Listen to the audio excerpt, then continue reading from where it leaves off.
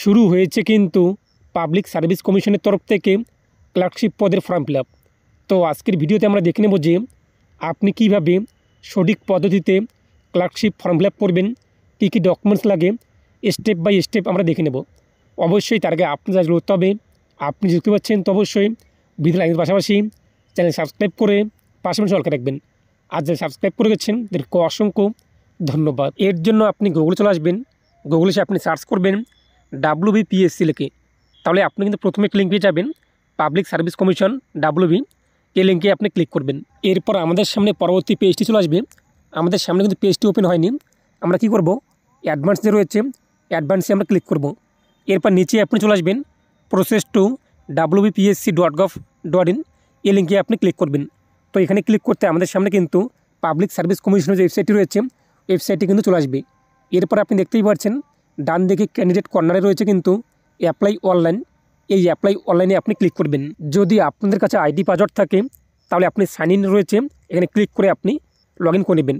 আর যদি আপনাদের কাছে না থাকে আমরা কি করব, অ্যাডভার্টাইজমেন্ট ওয়াইস রেজিস্ট্রেশন রয়েছে, অ্যাডভার্টাইজমেন্ট ওয়াইস রেজিস্ট্রেশনে আমরা ক্লিক করব। এরপর আমাদের সামনে পরবর্তী পেজটি চলে আসবে। পরবর্তী পেজে আপনি দেখতেই পাচ্ছেন রেজিস্ট্রেশন ফর, এখানে আপনি ক্লিক করবেন।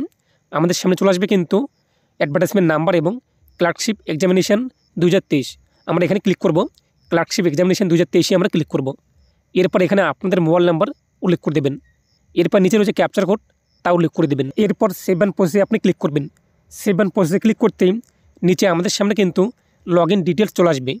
প্রথমত রয়েছে পাসওয়ার্ড, তো এখানে আপনি আপনার পছন্দ মতো 8টি ক্যারেক্টারের মধ্যে পাসওয়ার্ড উল্লেখ করে দেবেন, সেটি আপনি কনফার্ম করে দেবেন ডান দিকে। এরপর আপনাদের ইমেল আইডি উল্লেখ করে দেবেন, সেটিকে আপনি ডান দিকে কনফার্ম করে নেবেন। এরপর হচ্ছে পার্সোনাল ডিটেলস, এখানে অ্যাপ্লিকেন্টের নাম কী রয়েছে, first name, middle name, last name উল্লেখ করে দেবেন। এরপর ফাদার্স নেম কী রয়েছে তা বসিয়ে দেবেন, মাদার্স নেম কী রয়েছে তা উল্লেখ করে দেবেন। এরপর আপনি যে মোবাইল নাম্বার রেজিস্ট্রেশন করেছিলেন সেই মোবাইল নাম্বারটি আপনি এখানে কনফার্ম করে দেবেন। এরপর ভেরিফাই আপনি ক্লিক করবেন, আপনার মোবাইলে ওটিপি আসবে, তা উল্লেখ করে আপনি ভেরিফাই করে নেবেন। এরপর আপনার ডেট অফ বার্থ কী রয়েছে, দিন মাস ইয়ার তা উল্লেখ করে নেবেন। এরপর অ্যাপ্লিকেন্টের বার্থ প্লেস কী রয়েছে, জন্মস্থান কোন ডিস্ট্রিক্টে, সেটি আপনি এখান থেকে সিলেক্ট করবেন। জেন্ডার কী রয়েছে তা আপনি এখান থেকে সিলেক্ট করবেন এবং ইয়েজে ক্লিক করে দেবেন। রিলিজিয়ান কী রয়েছে, ধর্ম, এখান থেকে আপনি সিলেক্ট করবেন। ন্যাশনালিটি কী রয়েছে, অবশ্যই জন্মসূত্রে ভারতীয়, তাই আমরা ইন্ডিয়ান বাই বার্থ, এটা আমরা সিলেক্ট করব। এরপর ক্যাটাগরি কী রয়েছে, আপনাদের সামনে সমস্ত ক্যাটাগরি চলে আসবে, ইউআর নাকি এসসি নাকি এসটি নাকি ওবিসি, যেটিও সেটি আপনি এখানে সিলেক্ট করবেন। এরপর সেই ভিত্তিতে আপনার কাস্ট কী রয়েছে, আপনাদের যে কাস্ট সার্টিফিকেট নাম্বার কী রয়েছে, এগুলো আপনি এখানে উল্লেখ করে দেবেন, কোন জায়গা থেকে ইস্যু করা হয়েছে এবং ইস্যু ডেট কী রয়েছে তা আপনি উল্লেখ করবেন। এরপর সেভ অ্যান্ড প্রসেসে আপনি ক্লিক করবেন। আমাদের সামনে কিন্তু প্রথম ধাপ কমপ্লিট, দেখতেই পাচ্ছেন ফার্স্ট স্টেজ আমাদের কমপ্লিট। এখন রয়েছে আমাদের অ্যাড্রেস ডিটেলস, এখানে আপনি অ্যাড্রেস উল্লেখ করতে হবে। অ্যাড্রেস লাইন 1-এ আপনি ভিলেজ, পোস্ট এগুলো আপনি উল্লেখ করে দেবেন, কিংবা ওয়ার্ড থাকলে ওয়ার্ড আপনি উল্লেখ করে দেবেন। এরপর অ্যাড্রেস লাইন 2-তে আপনি পুলিশ স্টেশন, ডিস্ট্রিক্ট, পিনকোড আপনি উল্লেখ করে দেবেন। এরপর আপনাদের টাউন বা সিটির নাম কী রয়েছে তা উল্লেখ করবেন, স্টেট কী রয়েছে তা উল্লেখ করে দেবেন। এরপর আপনার ডিস্ট্রিক্ট এগুলো আপনি এখানে পিনকোড তা বসিয়ে দেবেন। এরপর হচ্ছে কিন্তু পার্মানেন্ট অ্যাড্রেস, যদি আপনি প্রেজেন্ট অ্যাড্রেস এবং পার্মানেন্ট অ্যাড্রেস সেমে দেখেন তাহলে আপনি বক্সে টিকমার্ক দিয়ে দেবেন, অটোমেটিক আপনাদের কিন্তু পার্মানেন্ট অ্যাড্রেসের ঘরটি ফিল আপ হয়ে যাবে। যদি আলাদা হয়ে থাকে সেক্ষেত্রে আপনি আনটিক রেখে তা ফিল আপ করে নেবেন। আমাদের যেহেতু সব কিছু ঠিকঠাক রয়েছে তাই আমরা বক্সে টিকমার্ক দিয়ে দিলাম। এরপর সেভ অ্যান্ড প্রসেসে আমরা ক্লিক করব। পরবর্তী পেজটি চলে আসবে আপলোড ফটো এবং সিগনেচার, আপনার ফটোর সাইজ কী হবে তা এখানে কিন্তু বলা হয়েছে, সিগনেচারের সাইজ কী হবে তা এখানে কিন্তু বলা হয়েছে। আপনি চুজ ফিলে ক্লিক করে আপনি ফটো এবং সিগনেচার তা আপলোড করে দেবেন। এরপর সেভ অ্যান্ড প্রসেসে আপনি ক্লিক করবেন। আমাদের সামনে পরবর্তী পেজটি চলে আসবে, আপনাদের সামনে সমস্ত প্রিভিউ চলে আসবে, আপনি একবার মিলিয়ে নেবেন যে সব কিছু আপনার ঠিকঠাক রয়েছে কিনা। যদি আপনার সব কিছু ঠিকঠাক থাকে তাহলে আপনি নিচে চলে আসবেন। এরপর নিচে একটি বক্স রয়েছে, এই বক্সে আপনি টিকমার্ক দিয়ে দেবেন। তারপর সেভ অ্যান্ড প্রসেসে আপনি ক্লিক করবেন। সেভ অ্যান্ড প্রসেসে ক্লিক করতে আমাদের সামনে কিন্তু একটি পপআপ শো হবে যে আমাদের সব কিছু ঠিকঠাক রয়েছে, আমরা ইয়েজে ক্লিক করে দেবো। তো ইয়েজে ক্লিক করতে আমাদের রেজিস্ট্রেশন কিন্তু হয়ে যাবে এবং আমাদের মোবাইলেও কিন্তু রেজিস্ট্রেশন নাম্বার চলে আসবে এবং পাসওয়ার্ড চলে আসবে। তো আপনি দেখতেই পাচ্ছেন অন স্ক্রিনে আমাদের অ্যাপ্লিকেশন অথবা ইনরোলমেন্ট আইডি কিন্তু চলে আসছে। এরপর আপনি পেজটিকে প্রিন্ট করে নেবেন, তারপর লগ আউটে আপনি ক্লিক করবেন। লগ আউটে ক্লিক করতে দেখতেই পাচ্ছেন সাইন ইন চলে আসছে, এই সাইন ইনে আমরা ক্লিক করব। এরপর আপনি যে অ্যাপ্লিকেশন আইডি পেলেন সেই অ্যাপ্লিকেশন আইডি অথবা ইনরোলমেন্ট আইডি তা বসিয়ে দেবেন, যে পাসওয়ার্ড রেখেছিলেন তা উল্লেখ করে দেবেন। এরপর নিজে রয়েছে ক্যাপচার কোড, তা আপনি উল্লেখ করে দেবেন। তারপর আপনি লগ ইন রয়েছে সাবমিট, এই সাবমিটে আপনি ক্লিক করবেন। তো সাবমিটে ক্লিক করতে আমাদের সামনে কিন্তু ড্যাশবোর্ড চলে আসবে। এরপর কারেন্ট অ্যাপ্লিকেশন রয়েছে, এই কারেন্ট অ্যাপ্লিকেশনে আপনি ক্লিক করবেন। তারপর রয়েছে একটি সিলেক্ট অপশান, এই সিলেক্টে ক্লিক করে ক্লার্কশিপ এক্সামিনেশন 2023 দেখতেই পাচ্ছেন, এটা আপনি সিলেক্ট করবেন। এরপর প্রসেসে আপনি ক্লিক করবেন। আমাদের সামনে কিন্তু পরবর্তী পেজটি চলে আসবে, যেখানে আমাদের কিন্তু প্রায় অনেকগুলো ধাপ কমপ্লিট নেই, আনকমপ্লিট রয়েছে। আমরা নিচে রয়েছে কন্টিনিউ ক্লিক করব। এরপর এখানে আপনাদের নামের ডিটেলস থেকে শুরু করে এভরিথিং বিষয়ে আপনি কিন্তু দেখতে পারবেন। তো নিচে আপনি চলে আসবেন, এই বক্সে আপনি টিকমার্ক দেবেন। এরপর হচ্ছে সেভ অ্যান্ড কন্টিনিউ আপনি ক্লিক করবেন।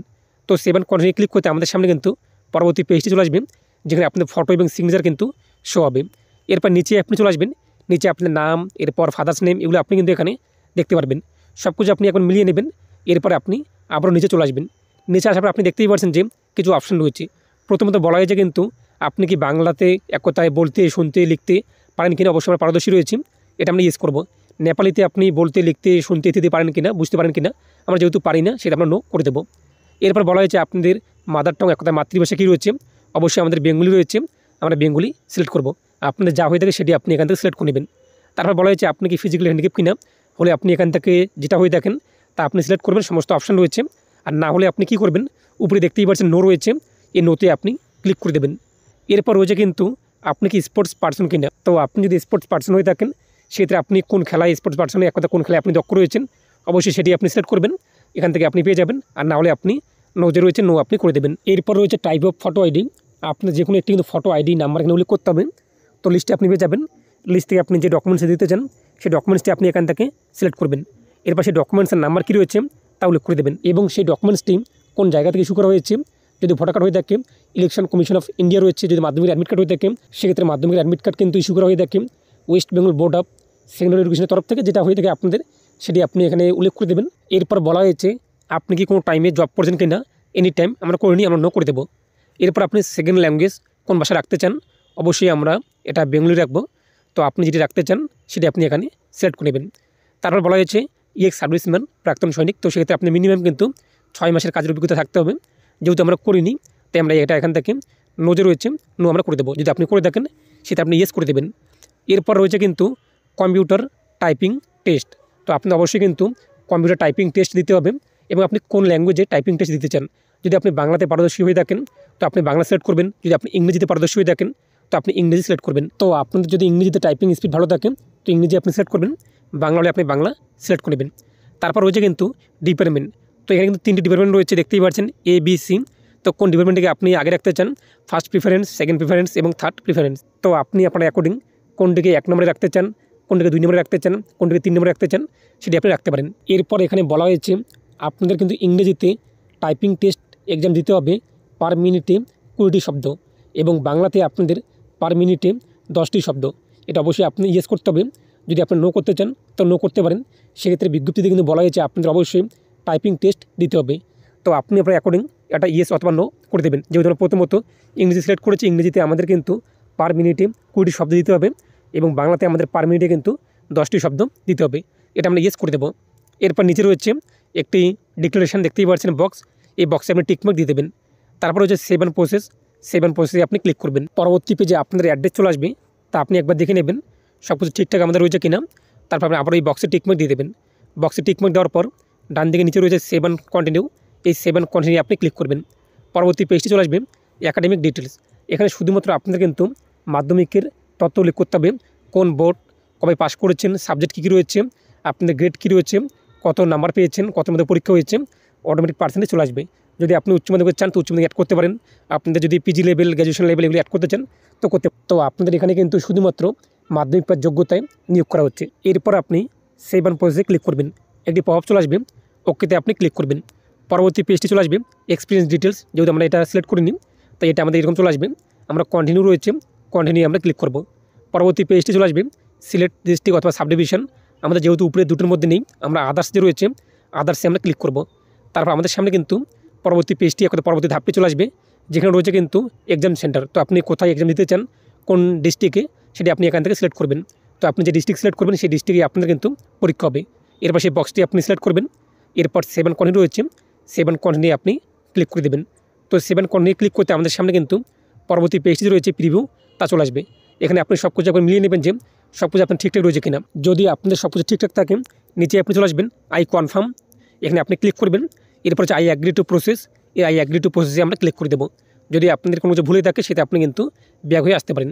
এরপর আমরা কনফার্ম এবং সাবমিট হচ্ছে, কনফার্ম এবং সাবমিটে আমরা ক্লিক করব। এরপর আমাদের সামনে আবারও একটি পপ চলে আসছে যে রিচেক করার জন্য, ওকেতে আপনি ক্লিক করে আবারও আপনি একবার রিচেক করে নেবেন যে সব কিছু আপনার ঠিকঠাক রয়েছে কিনা। যদি আপনি সব কিছু ঠিকঠাক থাকে এরপর আপনি নিচে চলে আসবেন।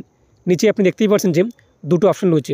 প্রথম অপশনটি কিন্তু তাদের জন্যই যারা এক কথা জব করে কিংবা জব করেছে তাদের জন্য, কিন্তু আমরা যেহেতু জব করিনি, আমরা বেকার, সেক্ষেত্রে আমরা কিন্তু উপরে অপশন যে রয়েছে এটা ফাঁকা রাখবো।